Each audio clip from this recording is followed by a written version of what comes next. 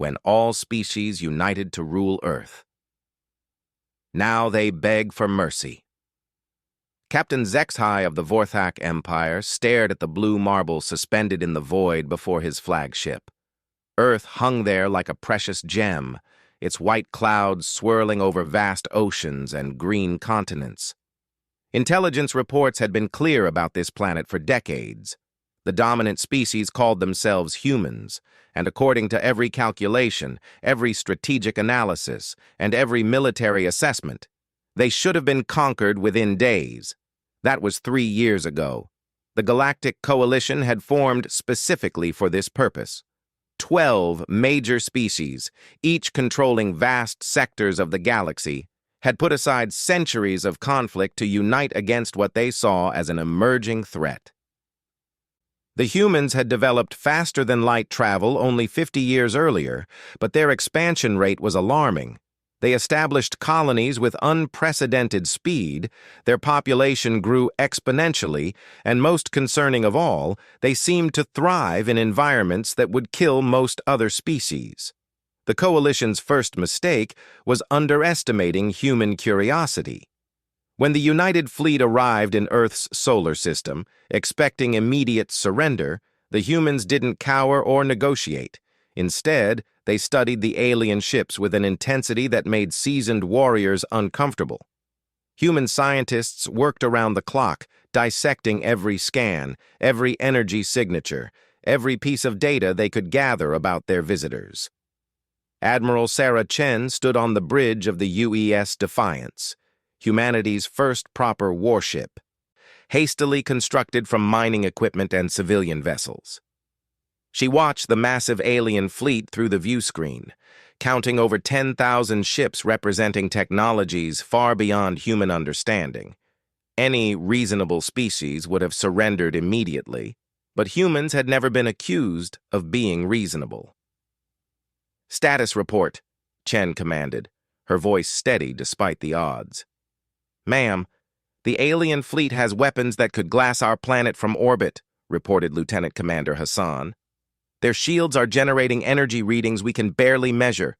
Each of their capital ships is larger than our entire fleet combined." Chen nodded grimly. "And our advantages?" "Unknown, ma'am. We're still analyzing their transmissions, but Dr. Rodriguez thinks she's found something interesting in their communication protocols." Dr. Maria Rodriguez had been listening to alien communications for weeks, and what she discovered changed everything. The Coalition species communicated through complex chemical exchanges, electromagnetic patterns, and even quantum entanglement. But they all shared one critical weakness. They thought linearly. Their battle strategies, their negotiations, even their threats, followed predictable patterns developed over millions of years of evolution in relatively stable environments. Humans had evolved on a world that actively tried to kill them. Ice ages, volcanic eruptions, asteroid impacts, plague, predators that hunted in packs, and countless other disasters had forged a species that didn't think linearly. Humans thought laterally, creatively, and most importantly, desperately. When the Coalition delivered their ultimatum demanding Earth's immediate surrender and the relocation of all humans to designated labor camps throughout the galaxy, the human response caught them completely off guard. Instead of accepting or rejecting the terms, humans asked questions. Thousands of questions. They wanted to know about Coalition technology, their home worlds, their cultures, their weaknesses, their fears. They asked with such genuine curiosity and enthusiasm that many Coalition species found themselves actually answering before their commanders could stop them. The Zenthari battle coordinator accidentally revealed the frequency of their shield harmonics while explaining why human music sounded so primitive. The Theclon weapons officer described the range limitations of their plasma cannons while mocking human kinetic weapons. Each answer gave humans more pieces of the puzzle. The real shock came when humans finally responded to the ultimatum.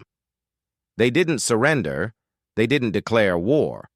Instead, they invited the Coalition to negotiate on the surface of Earth, in a city called Geneva, at a place humans called the United Nations Building. They want us to come down there? Zexhai couldn't hide his disbelief. Into their gravity well? Within range of their primitive weapons?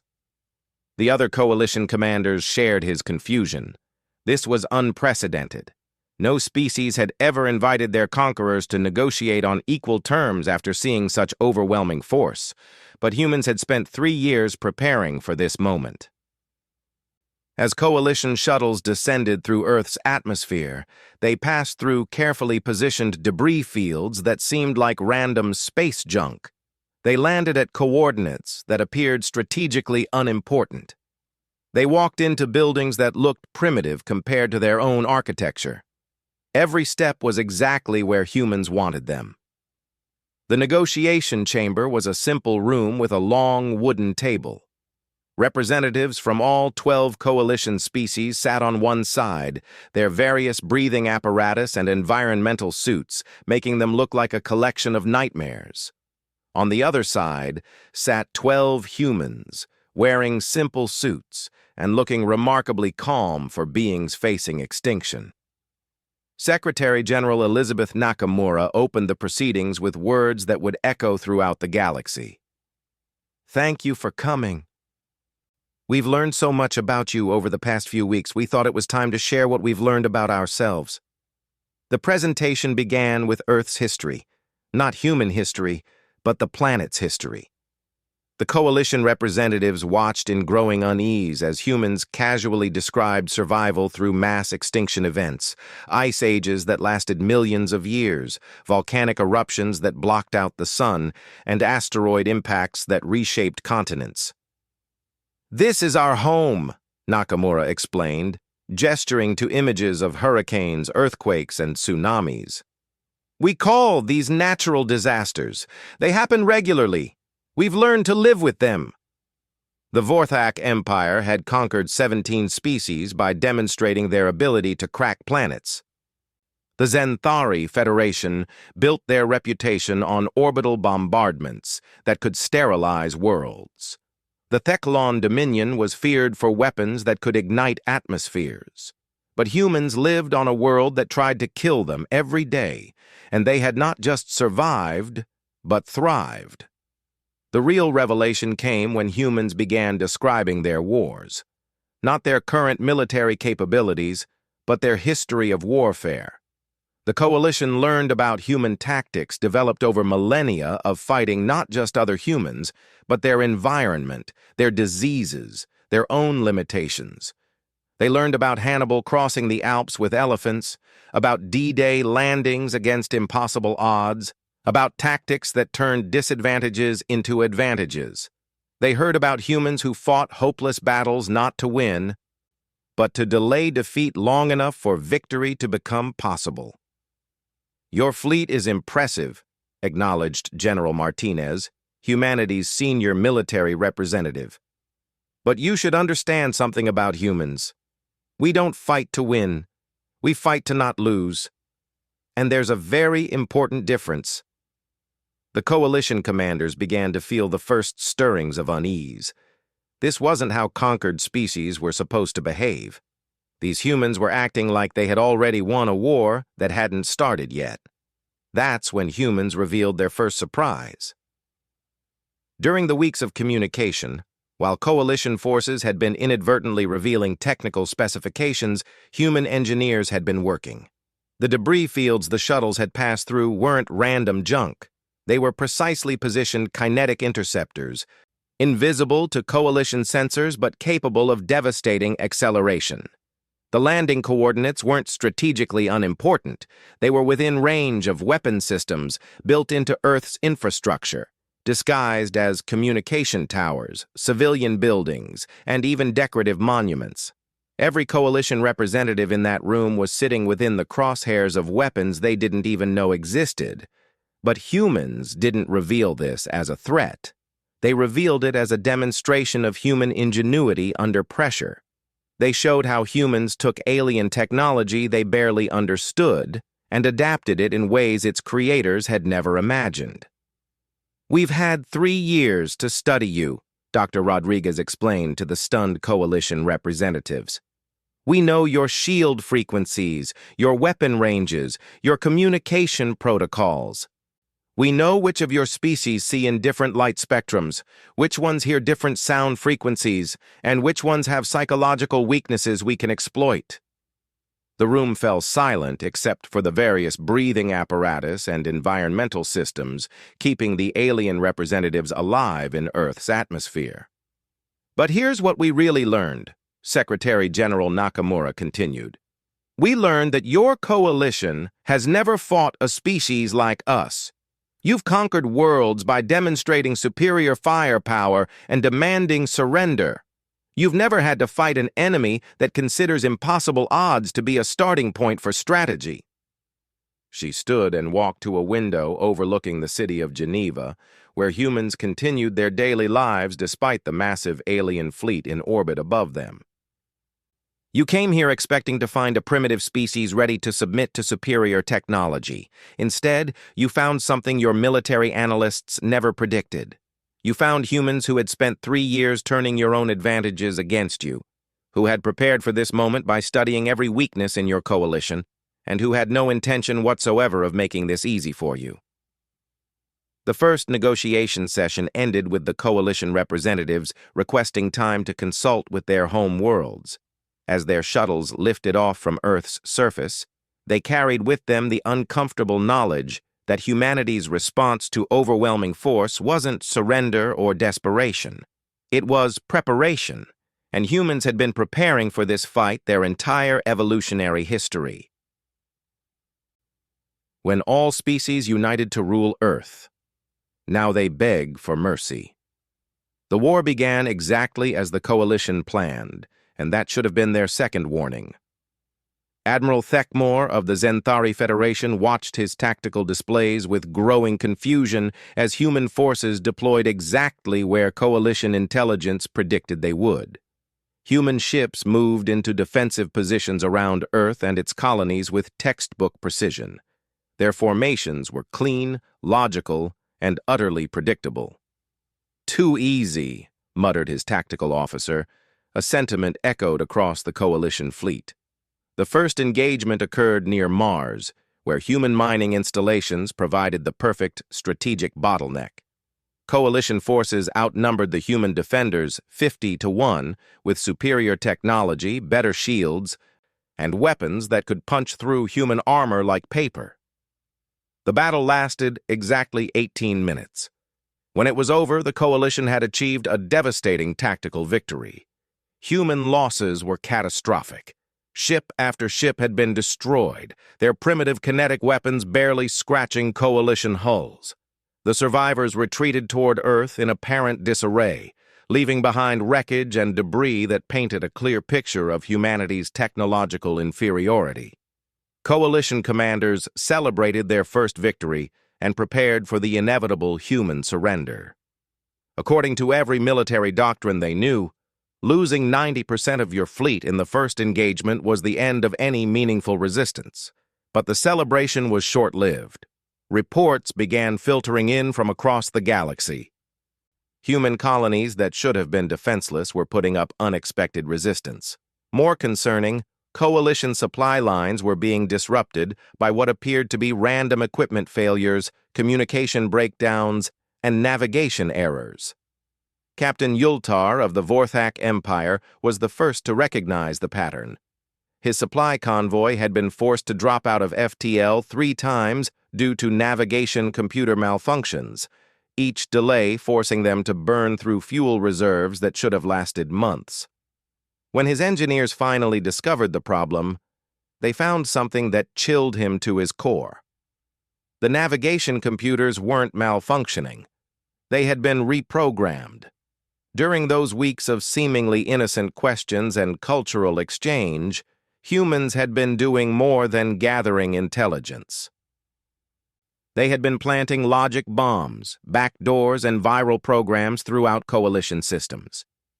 Every time a coalition technician had proudly demonstrated their superior technology to curious human observers, they had unknowingly given humans access to their networks.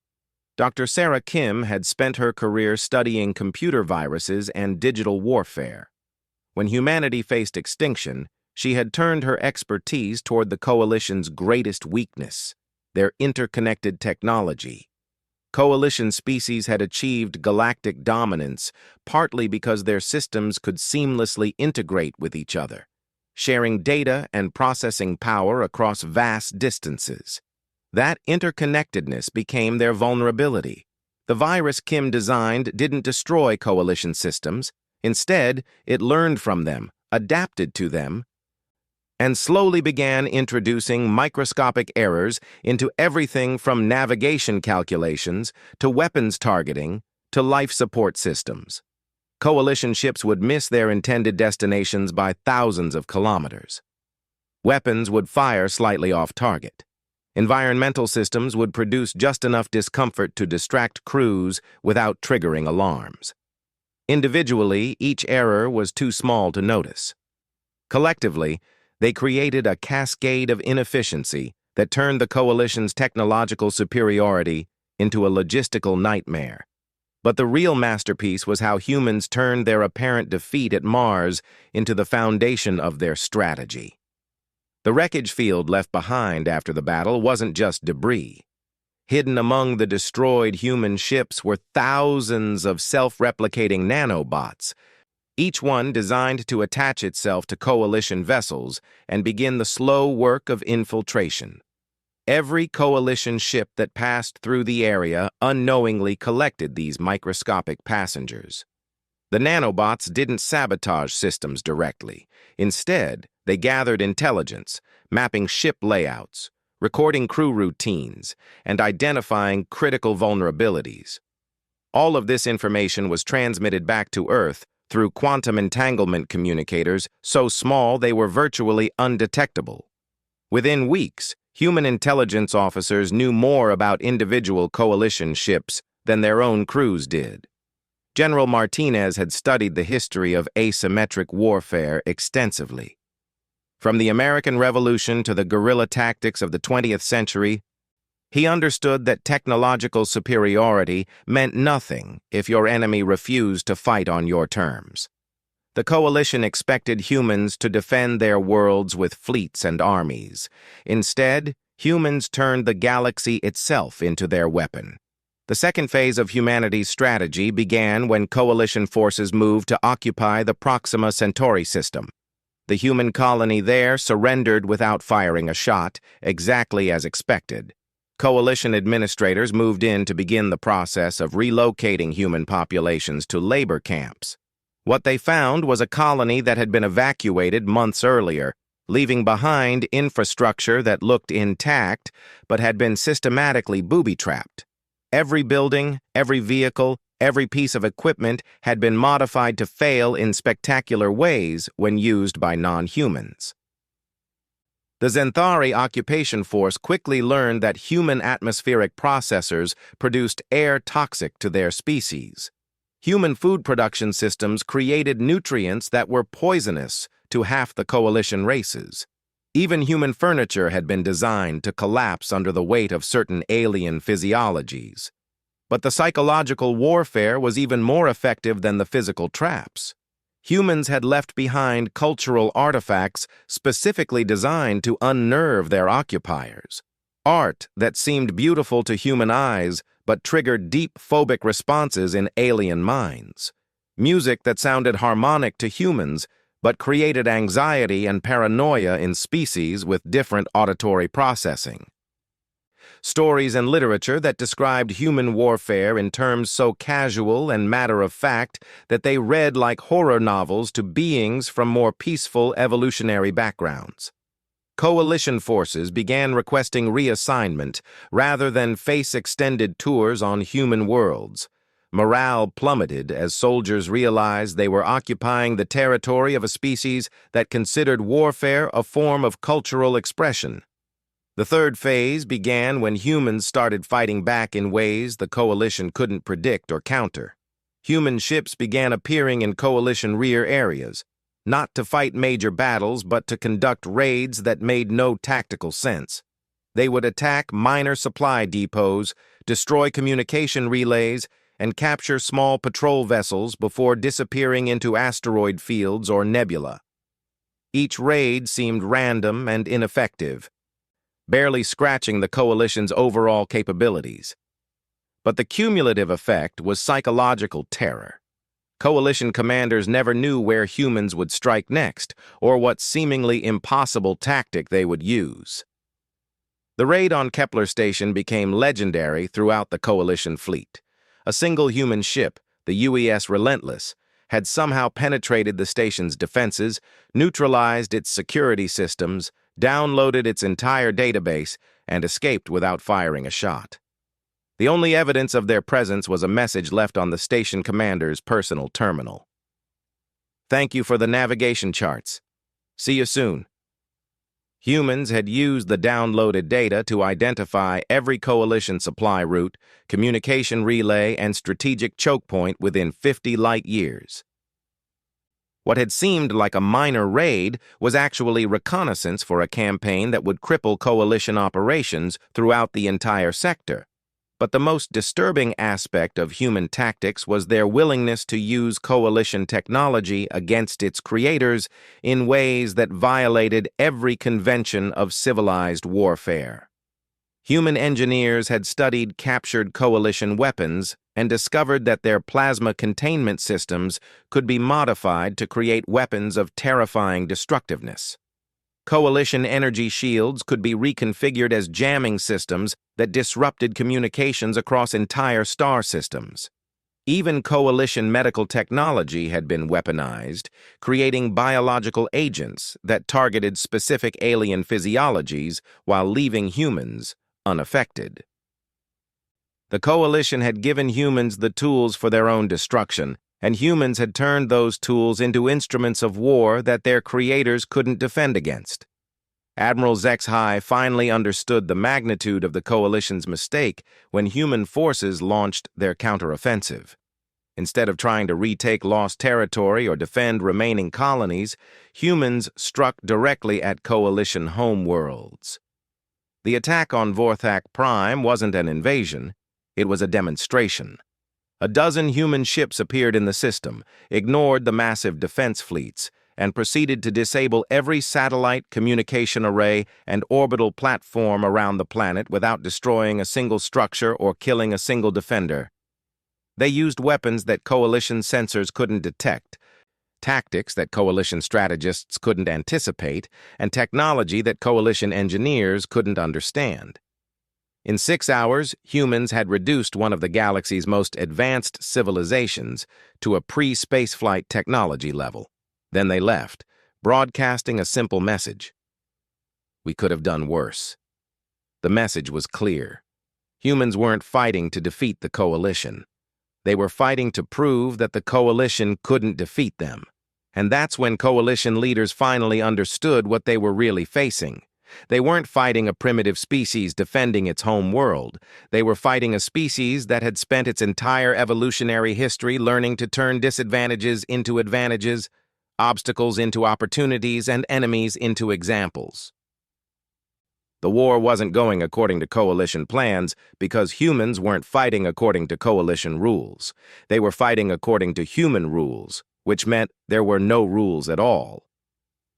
As reports poured in from across the galaxy describing human raids, sabotage, infiltration, and psychological warfare, Coalition military commanders came to a terrifying realization. They weren't winning. They weren't losing either. They were being taught a lesson in why civilized species didn't fight wars of extinction against apex predators from death worlds. And the lesson was just beginning. When all species united to rule Earth, now they beg for mercy. The emergency session of the Galactic Coalition High Council convened in the most secure facility in known space, a massive station hidden deep within the Andromeda Void. Representatives from all 12 species gathered in crisis, their various forms of panic making the council chamber feel more like a war crimes tribunal than a strategic planning meeting. High Counselor Veltran of the Theclon Dominion called the session to order with 3 words that had never been spoken in Coalition history. We are losing. The admission hung in the chamber's recycled atmosphere like a toxic cloud. For 3 years, Coalition forces had held every tactical advantage. Superior numbers, advanced technology, control of space lanes, and overwhelming firepower should have ended human resistance within months. Instead, the war had become a nightmare that grew worse with each passing day. Fleet Admiral Kexisha of the Zenthari Federation stood to deliver her report. Her usual military precision replaced by barely controlled terror. Human forces have infiltrated Coalition space to an extent we previously believed impossible. Our intelligence networks have been compromised at every level. Our supply lines are under constant attack by forces we cannot track or predict. And our homeworlds... She paused, struggling with the implications of her next words. Our homeworlds are no longer secure. The attack on Zenthari Prime had shattered every assumption about human capabilities. 50 human ships had appeared without warning in the most heavily defended system in the galaxy, bypassed defense networks that had taken centuries to construct, and proceeded to demonstrate that they could strike any target they chose. They hadn't destroyed cities or military installations. Instead, they had systematically dismantled the planet's entire technological infrastructure while broadcasting educational materials about human history directly into Zenthari communication networks. For 12 hours, every screen on Zenthari Prime had displayed images of human conflicts, from ancient battles fought with bronze weapons to modern warfare conducted across interstellar distances. The message was unmistakable. Humans had been fighting wars since before the Zenthari had discovered fire, and they had never stopped learning how to fight them better. The psychological impact has been devastating, Admiral Kexisha continued. Our military personnel are requesting transfers off frontline duty. Some are refusing deployment orders altogether. They're afraid of humans in ways that have no precedent in our military history. Commander Yilgoth of the Vorthak Empire laughed bitterly. Afraid? My species conquered 17 civilizations by demonstrating our ability to crack planets. We are apex predators from a world of endless night and perpetual warfare. We have never known fear. He gestured toward the holographic display showing the wreckage of Vorthak military installations. Humans taught us what fear feels like. They attacked our most secure facilities and left behind recordings of their soldiers laughing while they worked. Laughing, as if dismantling our defenses was entertainment rather than warfare. The recordings had become infamous throughout Coalition space. Human soldiers had infiltrated Vorthak installations that should have been impregnable, neutralized security systems that had never been breached, and completed their missions while maintaining casual conversation about everything from sports to cooking recipes. The casual competence was more terrifying than any threat or declaration of war. These humans weren't fighting for their lives. They were fighting for fun. Counselor Murtaugh of the Aquatic Confederation raised a tentacle to request recognition. The situation in the Outer Rim has deteriorated beyond our ability to manage. Human raiders have established bases in 17 star systems, and our attempts to locate them have failed completely. They're using our own technology against us in ways we never imagined possible. The human strategy had evolved beyond simple guerrilla warfare into something that defied classification.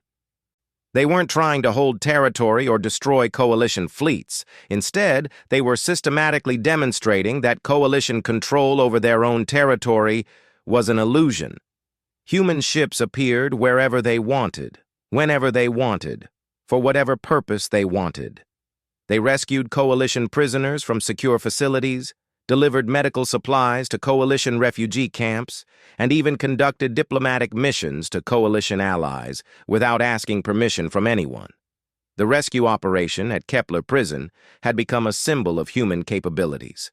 Coalition forces had used the facility to hold captured human soldiers under maximum security conditions. The prison was located in deep space, surrounded by defensive platforms and monitored by the most advanced surveillance systems available. Humans had infiltrated the facility, liberated every prisoner, and left behind complete medical records of their former captives' health status, along with recommendations for improving prison conditions. They had turned a military rescue operation into a humanitarian inspection. "What's our current casualty assessment?" High Counselor Veltran asked, though he clearly dreaded the answer. Defense Coordinator Zalmari consulted her reports with trembling appendages. "Coalition military casualties remain relatively low. Humans seem deliberately to avoid killing our forces when possible. However, our logistical capabilities have been reduced by 67%. Our intelligence networks are operating at 30% efficiency, and our political stability—" She paused, unwilling to finish the sentence. The political implications were becoming as dangerous as the military situation.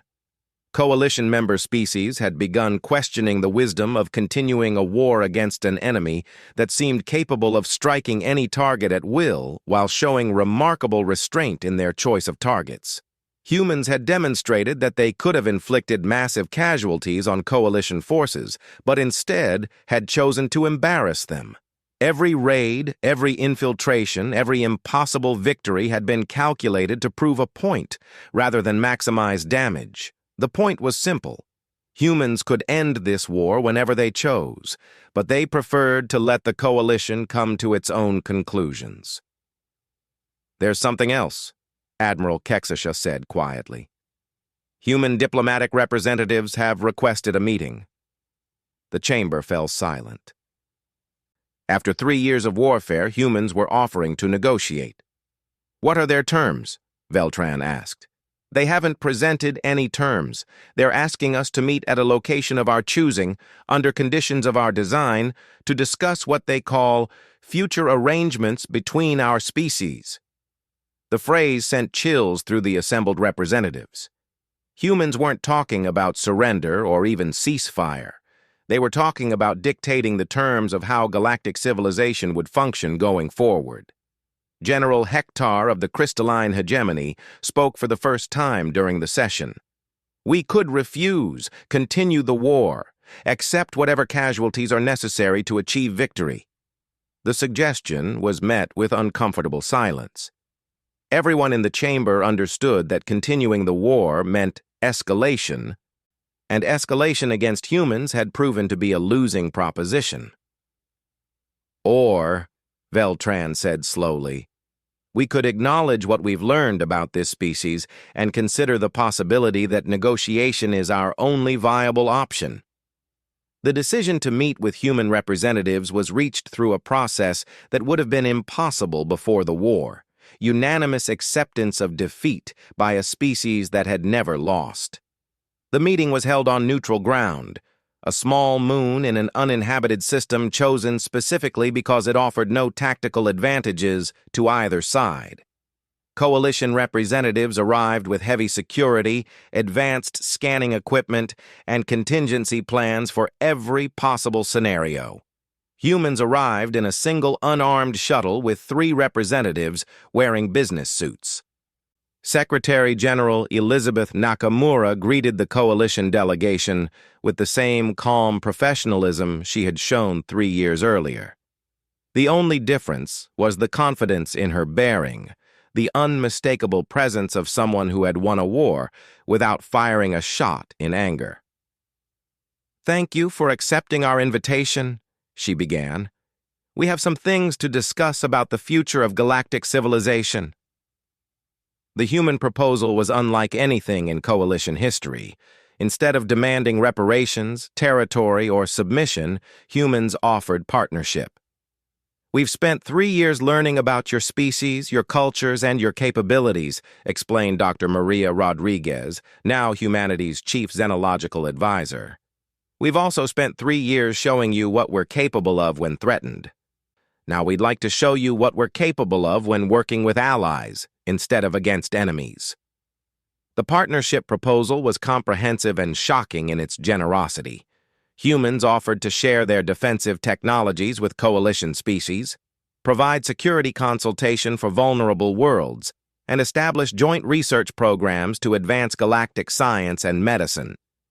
In exchange, they asked for recognition as an equal member of galactic civilization and assurance that no species would ever again attempt to impose their will on humanity through force.